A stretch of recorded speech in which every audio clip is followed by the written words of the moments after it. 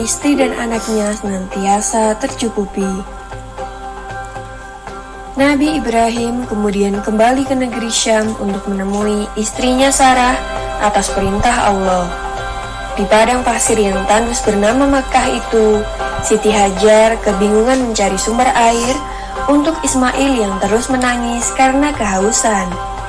Maka berlarilah Siti Hajar ke sana kemari tanpa arah tujuan. Berkali-kali ia pulang pergi antara Bukit Syafa dan Marwah, tetapi tidak didapatnya setetes air pun. Tiba-tiba Siti Hajar mendengar suara yang memerintahkan agar Ismail diletakkan di sebuah tempat. Maka diletakkanlah Ismail di tempat sesuai perintah yang ia dengar. Dengan izin Allah Subhanahu wa Ta'ala, kaki bayi Ismail yang menghentak-hentak itu seketika muncul mata air dari dalam pasir dengan derasnya. Lalu Siti Hajar pun segera meminum sepuasnya dari sumber mata air itu, dan Ismail pun berhenti menangis. Tak lama kemudian, mata air itu makin melimpah. Jibril pun berkata kepada air itu, "Zam-zam," yang berarti berkumpullah. Maka dengan izin Allah, mata air itu mengumpul. Sampai sekarang, mata air itu tidak berhenti mengeluarkan air, dan dapat kita kenal dengan sebutan air Zam-zam.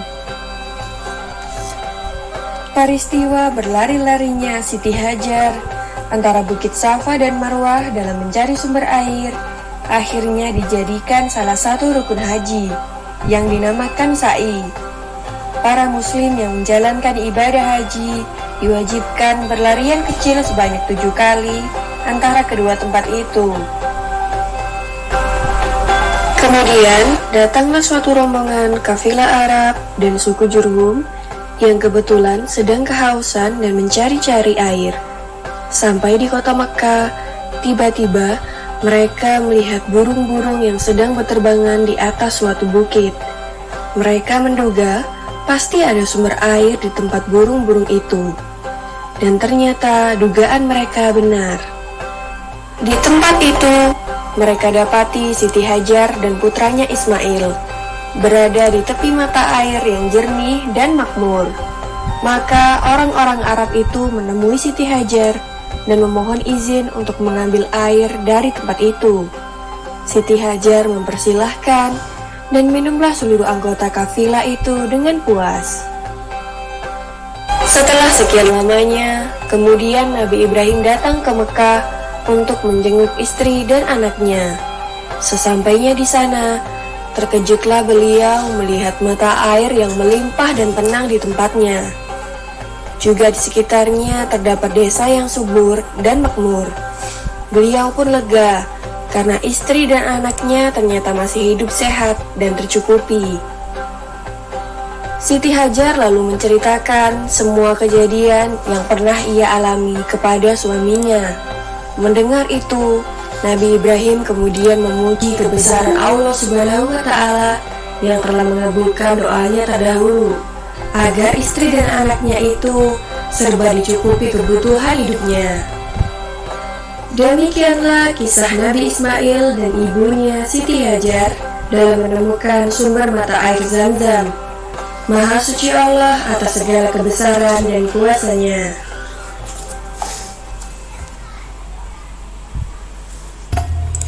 Oke, jadi itu adalah kisah ketika Nabi Ismail masih lagi kecil. Sekarang cikgu akan tutup skrin YouTube sekejap. Kita akan tengok skrin melalui iPad cikgu. Cikgu akan join sekejap. CDF NTTN BKA join 1, 2, 3. Ustaz Stylo admit. Okey, nampak skrin? Belum lagi Cikgu akan share sekarang. Share screen 3, 2, 1. Okey. Jadi cikgu ambil gambar dulu jap. Ambil gambar. Yang ada buku latihan boleh buka muka surat 36. Yang tak ada buku, tidak mengapa, tengok skrin. Okey. Okey, cikgu ambil sekali lah. Ni dah jawab. Sesuaikan perkataan Lut dan Nabi Ismail. Okey. Yang ni kita buat sekali. Apa lagi yang kita nak buat? Ambil sila. Okey, cikgu rasa cukup sampai situ. Muka surat 36, cikgu akan buka pada skrin. Pada siapa yang tidak mempunyai buku, kita akan buka papan putih sebentar. Okey, nampak semua? Itu dia. Ya Allah, panasnya. Komputer cikgu panas.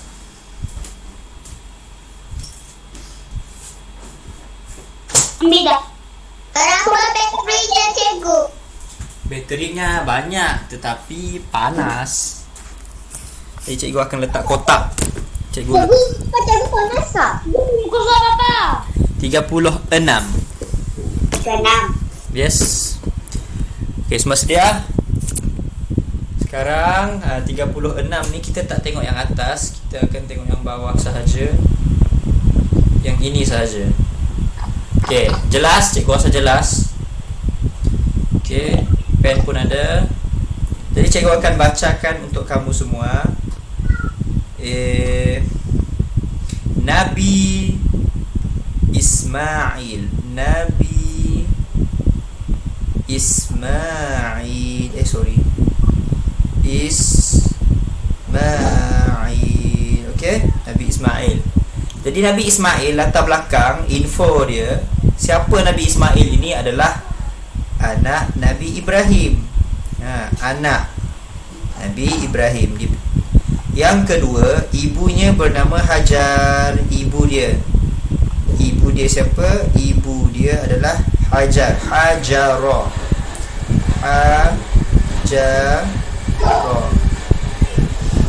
Macam dah je cikgu tulis. Okay, Hajarah. Yang ketiga, Allah memerintahkan. Dengarkan suara cikgu, jelaskah? Jelas. Jelas tak?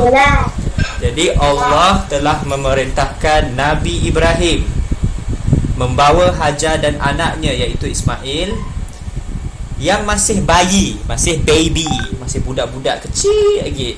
Saya dah gigi, saya dah apa? Minum susu. Yang masih bayi ke suatu tempat bernama Mekah. Kalau kamu tengok Mekah sekarang, rupa dia seperti ini. Mekah. Ada tak mak dan ayah kamu yang sudah pun pergi ke Mekah untuk buat ibadah haji ke ataupun umrah? Okay. Pernah tengok tak? Jadi ini adalah kiblat yang kita tuju ketika kita solat. Okey, persoalan, adakah petak ini kita sembah petak ni? Bukan, kita tak sembah Kaabah petak ni. Kita hanya menggunakan Kaabah itu sebagai tempat kiblat. Yang kita sembah adalah Allah Subhanahu Wa Taala. Okey, kita tak sembah batu macam berhala. Kita bukannya penyembah berhala. Kita menyembah Allah, dan Kaabah yang petak ni adalah kiblat kita, tempat kita tujukan. Tempat kita semua umat Islam akan menuju ke Kaabah untuk solat. Okey. Okey, kamu dah tahu Mekah tu. Tapi waktu dulu Mekah tu kosong, tak ada apa-apa pun. Tak ada tumbuh-tumbuhan yang banyak, tidak ada, bukannya tempat untuk bercucuk tanam. Tak ada pokok rambutan, tak ada pokok durian, tak ada pokok mangga, tak ada nasi. Jadi ianya adalah seperti sebuah gunung, seperti padang desert yang kosong. Tengok. Sekejap kan? Padang. Sekejap. Desert. Kamu boleh bayang tak kamu duduk di sini selama berbulan-bulan? Mesti susah kan? Tak ada. Kat sini dia tunjuk ada pokok, tapi sebenarnya pokok-pokok tu tidak berbuah. Kebiasaannya ianya kelihatan seperti ini, padang yang kosong, tak ada. Dan kawasan Mekah ini berbatu-batu, tidak dapat susah untuk bertanam lah. Susah nak bertanam. Mun dapat pokok pun keluar sikit dua aja. Keluar satu atau dua sahaja. Jadi Allah telah memerintahkan Nabi Ibrahim membawa isterinya, membawa Ismail anak dia yang masih bayi ke tempat yang bernama Mekah, suatu tempat yang tandus. Tandus. Dan meninggalkan mereka di situ. Jadi Allah suruh apa? Bawa 2 orang tu, isteri kau dengan anak kau pergi ke Mekah dan tinggalkan mereka di Mekah. Cuba kita bayang, bapa kita bawa kita orang pergi ke Padang dengan mak kita, mak kita tinggal kita dengan mak kita di Sia aja. Yang padah kau kena, okey, kita orang tunggu situ, aku kena pergi tempat lain. Ini adalah perintah Allah. Susah kan untuk kamu terima? Tetapi tidak bagi Hajar, iaitu isteri Nabi Ibrahim. Dia kata, jika ini adalah perintah Allah, dia kata, kalau ini adalah perintah Allah, maka Allah tidak akan membiarkan kami tanpa bantuan. Okey. Jadi apa yang berlakunya peristiwa air Zam-Zam. Siapa pernah minum air Zam-Zam? Amin. Rasanya macam apa? Rasa macam Pepsi kah? Saya mati ya. Rasa air mati. Okey, betul lah. Dia memang rasa air mati tapi ada lain sikit dia ada rasa unik dia sendiri. Jadi baginda yakin akan menolong mereka. Baginda yakin Allah akan tolong isteri dan anaknya. Berat juga. Susahlah untuk Nabi Ibrahim tinggalkan. Okey, selamat datang Aisyah. Jadi kita sedang membincangkan tentang kisah Nabi Ismail sebenarnya. Okey. Jadi peristiwa yang pertama yang video tadi tu adalah yang di mana Nabi Ismail yang menangis dan isteri dia mak dia Siti Hajar yang berlari daripada Safa ke Marwah banyak kali cari makanan, cari minuman, apa yang boleh bagi dengan bayi dia Ismail ni. Nangis berhenti. Jadi akhirnya dia telah menerima arahan, dia telah menerima wahyu daripada Allah untuk meletakkan Ibrahim ke atas lantai dan Nabi Ismail ke atas tanah. Dan Nabi Ismail tu dia apa? Dia guna kaki dia hentak-hentak lantai, dia hentak-hentak bumi tu dan akhirnya keluarlah pancuran air Zam-Zam. Okey. Next, muka surat yang seterusnya cikgu keluarkan galeri. Okay, kita baca yang air Zam-Zam dahulu. Selepas kita habis yang ni, kita tengok tayangan tentang macam mana kisah waktu Nabi Ismail besar sikit. Okey. Munculnya mata air Zam-Zam. Okey, macam mana ia muncul? Nabi Ismail menangis kerana haus. Yang waktu babynya nangislah. Waktu kita bayi kan kita selalu minum air. Bekalan air Hajar habis. Bekalan airnya sudah pun habis. Macam mana eja air? Alif, ada hamzah sini, ya, ra, air. Hajar berlari di antara bukit Safa dan Marwah sebanyak 7 kali. Kenapa dia berlari 7 kali? Untuk mencari air. 7 kali dia cari air. Maksudnya dia lari tu tempat sama. Tahu tak? Dia cari tempat sama. 7 kali dia lari tempat sama tu tapi tak jumpa-jumpa. Kalau sekali cikgu dah berlari, jauh lah kan? Okey, saya dah air. Kali kedua cikgu berlari, nang saya dah air. Kali ketiga, malas aku yang nak lari keempat, memang saya dah. Tapi tidak bagi mak dia sangat-sangat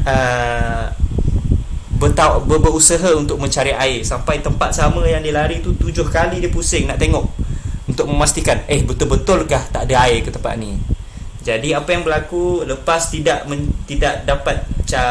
menjumpai air selepas berlari daripada bukit Safa ke Marwah 7 kali, tak jumpa juga. Namun gagal, tidak ada air.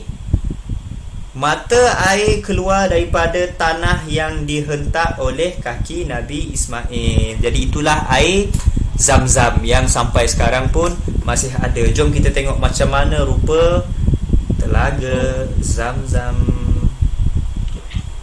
Dia pun si tahu macam mana rupa dia. Telaga Zam-Zam. Telaga Zam-Zam. Dia di bawah tanah. Jadi atas inisiatif kerajaan Arab Saudi, dia telah meletakkan mesin dekat sia untuk mengepam air Zam-Zam tu. Dia kata rupa dia macam ni lebih kurang. Tengok. Di sini. Macam tu lebih kurang. Oh. Yang bawah tanah air dia. Dan dengan kuasa Tuhan, air di situ memang sentiasa ada. Walaupun berjuta-juta orang pergi ke Mekah, air Zam-Zam tu sentiasa ada. Okey. Penasitnya kering. Setakat tu saya pernah dengar lagi lah. Dia kata macam ni kedudukan. Dia tidak jauh daripada Kaabah. Berada di 21 meter, jauh sedikit daripada Kaabah. Dan kedalamannya sedalam apa cikgu pun sure lah nak terangkan kamu macam mana. Tapi ianya adalah salah satu kebesaran Tuhan lah, hebatnya.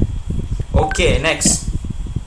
Mata air keluar daripada tanah yang dihentak oleh kaki Nabi Ismail. Kan ini adalah apa orang kata, ke apa, mukjizat lah orang tunggah. Tapi kalau kita hentak lantai, cik jadi apa lah. Kita hentak lantai ni keras sangat. Muka surat 37.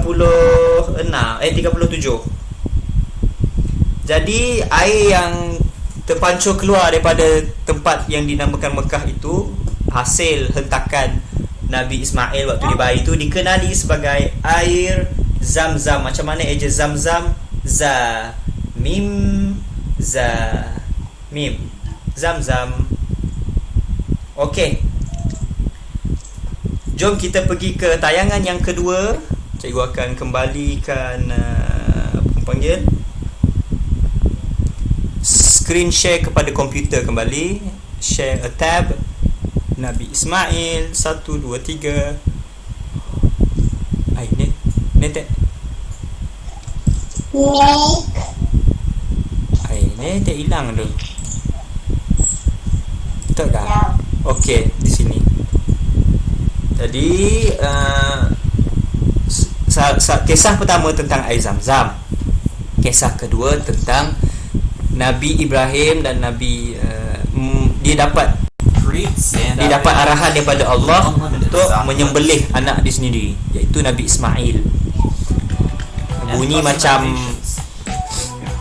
ganas lah kan, bunyi macam teruk lah kan. Tapi kita tengok dulu apa hikmah, apakah pengajaran yang kita boleh dapatkan daripada kisah ini.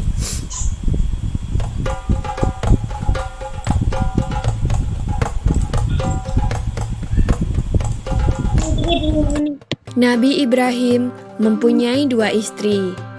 Istri pertama bernama Sarah dan istri kedua bernama Hajar.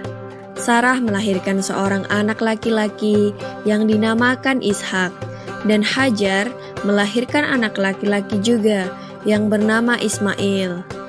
Sarah merasa kurang senang hidup bersama Hajar.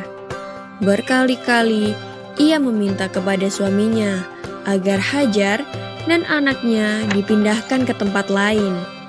Akan tetapi, Nabi Ibrahim tidak segera menurutinya. Barulah setelah menerima perintah dari Allah, Nabi Ibrahim mengajak Hajar dan Ismail pindah ke Mekah. Ismail yang masih menyusu pada waktu itu terpaksa harus mengikuti kedua orang tuanya menempuh perjalanan yang begitu jauh dan melelahkan. Hajar dan Ismail ditempatkan di daerah padang pasir yang tandus, sunyi, dan terik matahari yang menyengat kulit. Tak ada seorang pun di sana kecuali mereka berdua. Setelah beberapa tahun Nabi Ibrahim alaihissalam meninggalkan anak dan istrinya itu, ia pun merasa rindu. Beberapa kali ia mengirim utusan untuk melihat keadaan anak dan istrinya itu. Dan ketika utusannya mengatakan bahwa anak dan istrinya dalam keadaan yang baik-baik saja, Nabi Ibrahim pun merasa lega. Ternyata kehidupan istri dan anaknya itu diberi serba kecukupan oleh Allah Subhanahu wa Ta'ala. Hajar dan Ismail dianggap sebagai pemilik dan pemimpin di Mekah, karena mereka berdualah yang pertama kali menetap dan bertempat tinggal di sana. Demikianlah Nabi Ibrahim tidak dapat menahan kerinduannya. Ia pun berangkat ke Mekah dan bertemu dengan Hajar dan Ismail di padang Arafah. Anak dan istrinya itu sedang menggembalakan hewan ternak yang cukup banyak. Dalam perjalanan pulang ke Mekah, setelah menggembalakan ternak, mereka beristirahat di Musdalifah karena kelelahan dan akhirnya tertidur. Dalam tidurnya yang sebentar itu, Nabi Ibrahim alaihissalam mendapat wahyu melalui mimpinya. Ia diperintahkan oleh Allah untuk menyembelih Ismail. Anak kesayangannya itu harus dikurbankan sebagai bukti patuhnya Nabi Ibrahim terhadap Tuhannya. Seketika itu juga Nabi Ibrahim terkejut dan berdebar-debar. Tampak begitu beratnya ujian kali ini. Ia pun akhirnya menguatkan hati demi rasa cintanya yang lebih besar kepada Allah Subhanahu wa Ta'ala. Ia juga pada akhirnya memberitahukan mimpi itu kepada Ismail. "Wahai anakku Ismail, dalam mimpi aku diperintahkan oleh Allah untuk menyerahkanmu sebagai kurban, dan aku harus menyembelihmu. Bagaimana pendapatmu, wahai anakku?" Kata Nabi Ibrahim. Ismail pun menjawab, "Wahai ayah, sekiranya itu perintah Allah, maka laksanakanlah apa yang telah diperintahkannya kepadamu. Aku akan tetap sabar dan ikhlas menerima cobaan ini." Dikisahkan iblis berusaha merintangi perintah Allah kepada Nabi Ibrahim. Berkali-kali iblis membujuk Nabi Ibrahim agar tidak melaksanakan perintah itu. Namun Nabi Ibrahim tetap melaksanakan perintah Allah, dan godaan iblis yang begitu dahsyatnya tak akan mampu meruntuhkan ketaatan Nabi Ibrahim kepada Allah. Nabi Ibrahim membawa Ismail ke atas bukit. Di sana, Ismail mengenakan kain penutup mata, dan pedang tajam pun sudah dipersiapkan. Ketika pedang itu sudah berada di leher Ismail, tiba-tiba tubuh Ismail pun diganti dengan seekor kambing yang gemuk oleh malaikat Jibril. Dengan demikian, selamatlah Ismail dari penyembelihan. Allah Subhanahu wa Ta'ala berfirman kepada Nabi Ibrahim, "Hai Ibrahim, kau sudah melaksanakan perintahku dengan ikhlas. Sebagai gantinya, aku berikan binatang ternak untuk disembelih. Ini adalah cobaan besar bagimu." Peristiwa itu terjadi pada tanggal 10 Dzulhijjah di Mina, dan sampai sekarang dirayakan seluruh umat muslim sebagai hari raya Idul Adha. Dan umat Islam yang melaksanakan ibadah haji juga dapat melakukan kurban di Mina sebagai penghormatan atas Nabi Ibrahim alaihissalam. Demikian kisah Nabi Ibrahim alaihissalam. Semoga kisah ini dapat mempertebal iman kita kepada Allah Subhanahu wa Ta'ala. Amin ya rabbal alamin.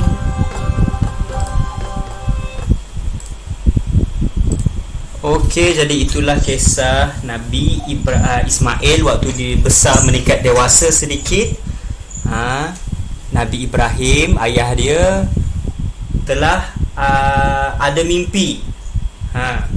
Nabi Ibrahim telah bermimpi. Mimpi apa?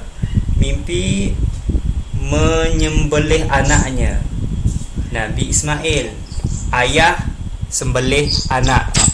Jadi ianya mimpi ini adalah merupakan salah satu arahan Allah untuk Nabi Ibrahim sembelihkan anak dia. Ia sebenarnya merupakan perintah Allah. Okey, jadi kenapa Allah perintahkan perkara yang sedemikian sampai sanggup menyembelih anak sendiri adalah untuk menguji Nabi Ibrahim. Ada 5 nabi kita, para rasul kita yang telah ditimpa ujian yang sangat besar, iaitu Mim. Ada 5 nabi yang diperintahkan ujian yang sangat besar, Mim. Antaranya Nabi Nuh. Siapa ingat Nabi Nuh siapa ingat Nabi Nuh? Dia buat kapal.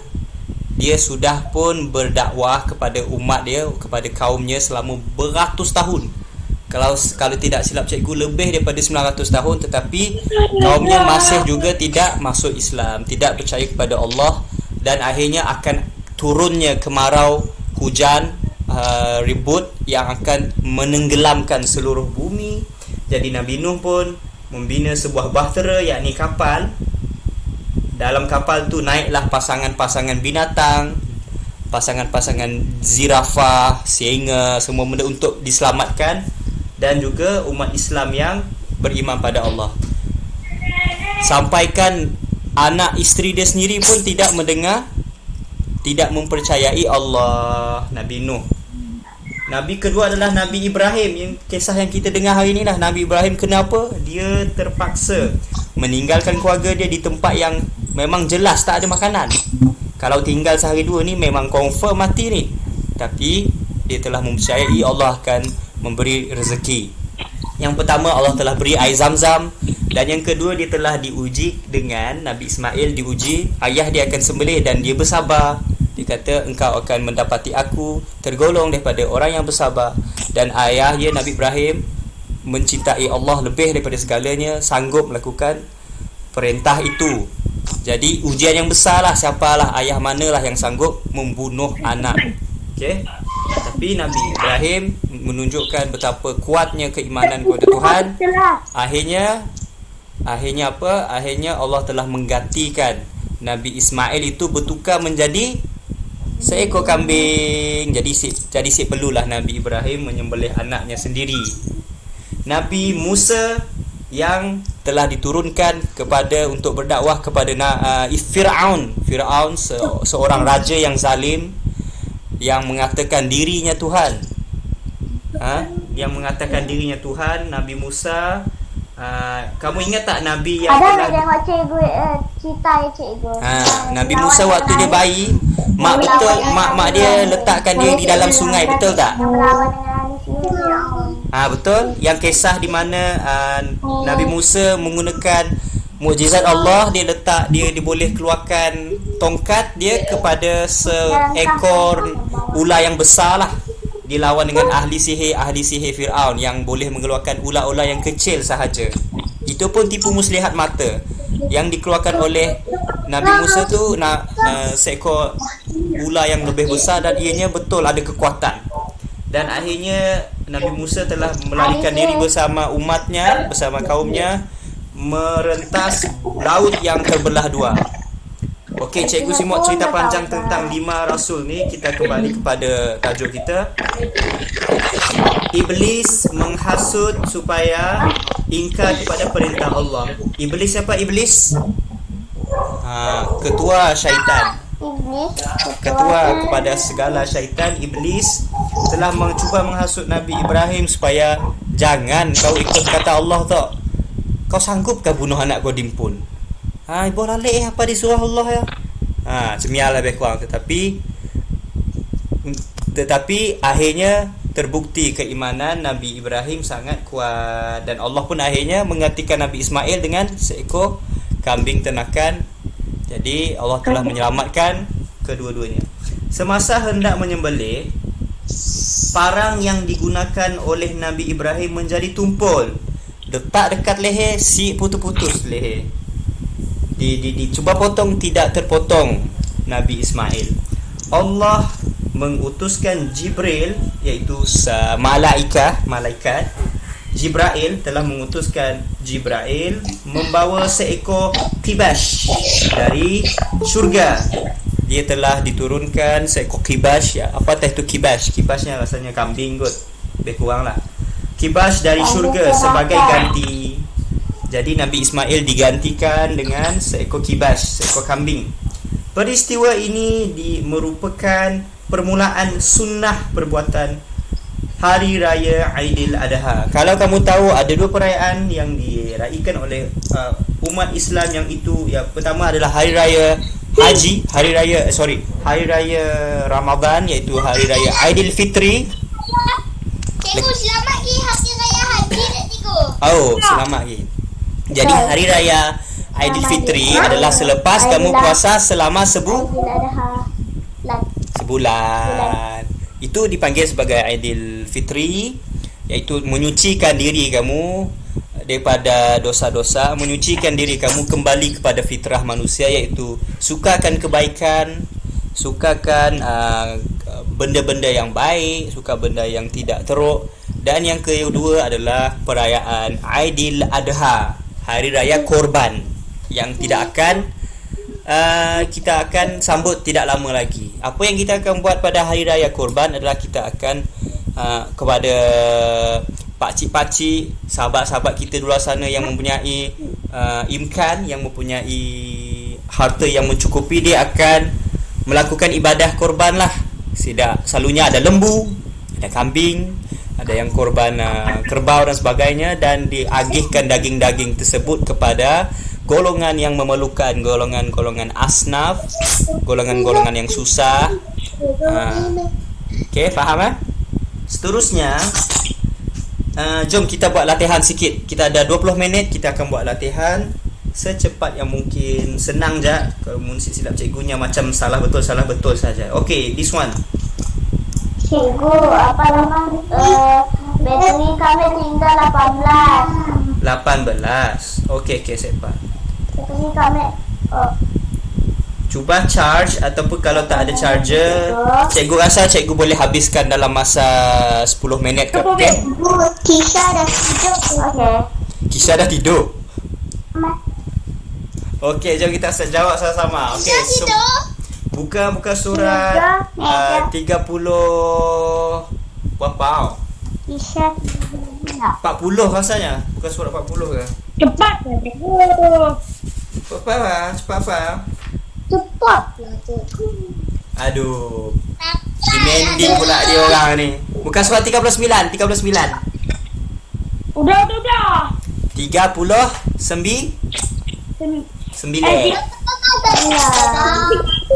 Okey, muka 39. Okey, jadi kita hanya perlu sesuaikan peristiwa mana yang terlibat pada Nabi Ismail, peristiwa mana yang terlibat pada kisah Nabi Lut. Cikgu rasa kamu masih ingat kisah Nabi Lut. Yang pertama, ibunya bernama Hajar. Siapa ni? Ibu dia bernama Hajar. Nabi Lut ataupun Nabi Ismail? Apa dah? Siapa ibunya bernama Hajar? Nabi Ismail ataupun Nabi Lut? Nabi Ismail. Jadi kita sesuaikan. Okey, nice. Jawapan yang telah diberikan oleh Iris. Bagus. Yang kedua, diutuskan kepada kaum Sodom. Siapa ni? Nabi Ismail ke Nabi Lut? Ada tak kisah tadi tentang kaum Sodom? Tak ada kan? Jadi Nabi Lut. Betul lah Naufal. Jawapan yang bagus. Yang ketiga, lah. Berlaku peristiwa permulaan ibadah kurban. Kisah Nabi apa ni? Nabi Lut ataupun Nabi Ismail? Ismail. Ibadah kurban adalah ibadah yang kita korbankan kambing, kita korbankan apa orang panggil, lembu dan sebagainya lah, untuk dikongsikan. Yang seterusnya, kaumnya menyukai kaum sejenis. Laki suka laki, perempuan suka perempuan. Siapa tu? Nabi Ismail ataupun Nabi Lut? Kaum mana satu? Nabi Lut. Betul. Bagus ingatan kamu sangat bagus. Yang terakhir, hentakan kakinya mengeluarkan mata air zam-zam. Nabi apa ni? Nabi Lut ataupun Nabi Ismail? Ismail. Bagus. Sangat senang Jadi kita akan tandakan Ismail. Jadi jawapannya kelihatan seperti ini. Disebabkan warna sama, jadi pening kepala tengok. Jadi cikgu tukar yang ni jadi warna biru. Cikgu tukar tu warna biru. Okay, nice. Cikgu ML. ML. Lapar lah, nak makan lah. Cikgu ML je. Kelak lah. Waktu cuti, waktu Sabtu Ahad. Okey. Kelak. Apa tadi? Buka surat apa? Muka surat ke-39. 39 yang ni 39. 39. Yes, betul. Okey, jadi senang saja yang ni. Kita pergi ke muka surat yang seterusnya 40.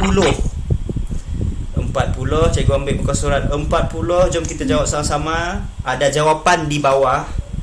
Jawapan-jawapan tu mari kita tuliskan dahulu. Yang pertama adalah di sini Nabi Ishak. Nabi Ishak.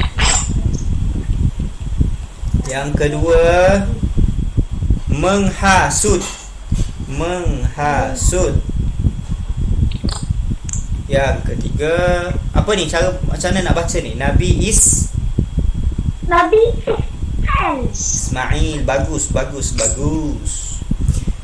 Apa ni? Macam mana nak baca ni? Qor. Ni dah kata bahasa Arab korban. korban. Bukan bahasa Arab ni. Sorry. Korban. Ini bukan bahasa Arab. Kurban bahasa Arab macam. Kurban. Ibadah korban bahasa Arab kan, betul lah. Okey, Nabi Ibrahim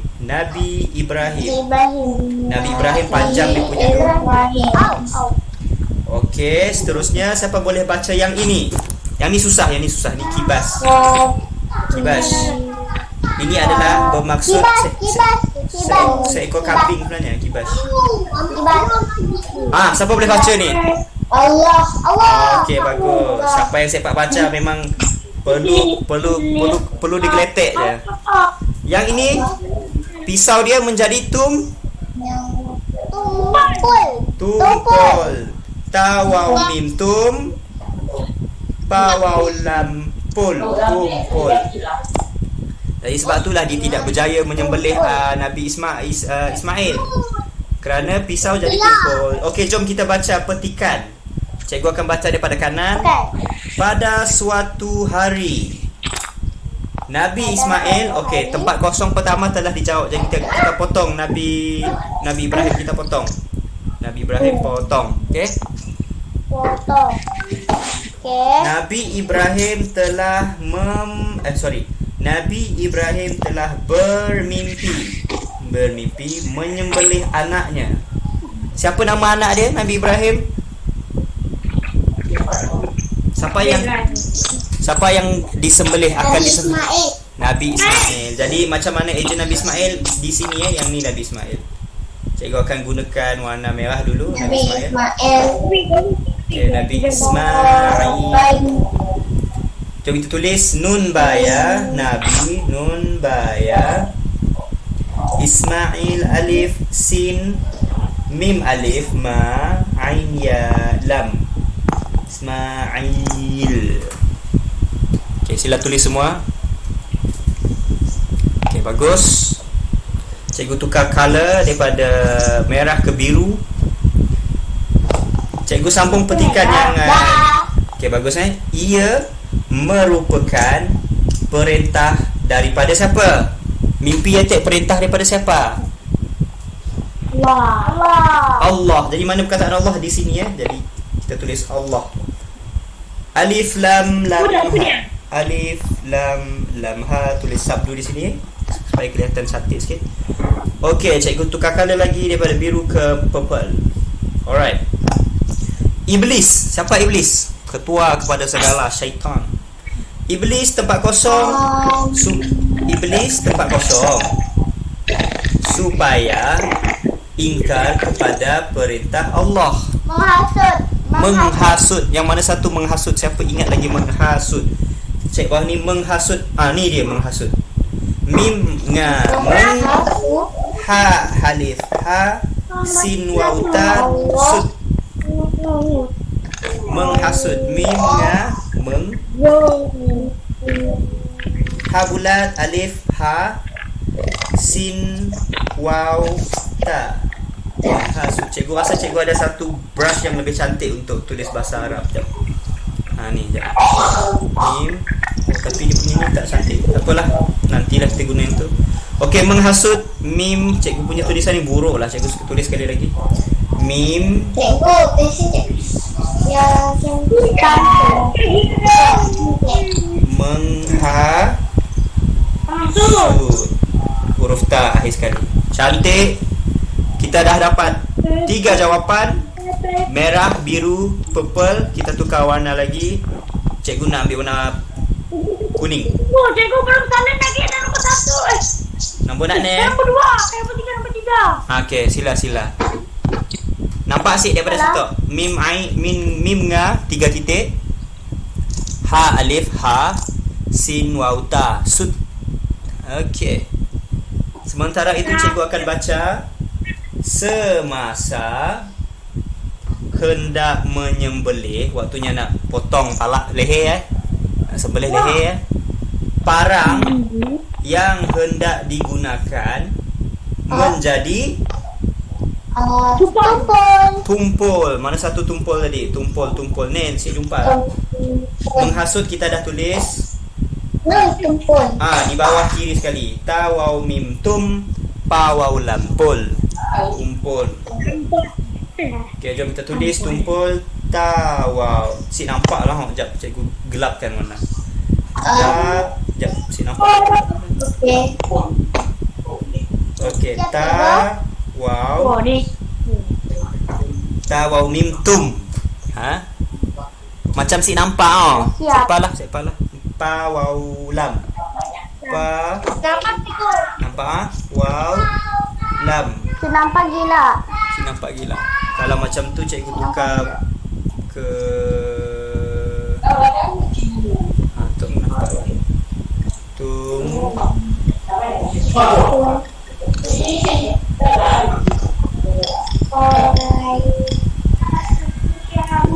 Dah. Tumpul. Okey. Kita sambung lagi. Kita ada sedikit lagi masa. Daripada kuning cikgu nak pilih warna oranye. Oranye nampak Hitam. Hitam kah? Hitam boring lah. Okey, kita minta Uwais dulu lah. Warna Uwais minta tadi. Dia tadinya minta hitam. Okey, kita ambil warna hitam. Okey, yang bawah ni Allah Subhanahu wa taala telah menggantikan seekor apa? Daripada Nabi Ismail ditukar jadi seekor kambing, tapi di situ ia ditulis qibas. Qaba alif sin qibas. Qibas. Qa ba alif sin. Qibas. Bukan Johnson Wah, jangan tulis Johnson ya.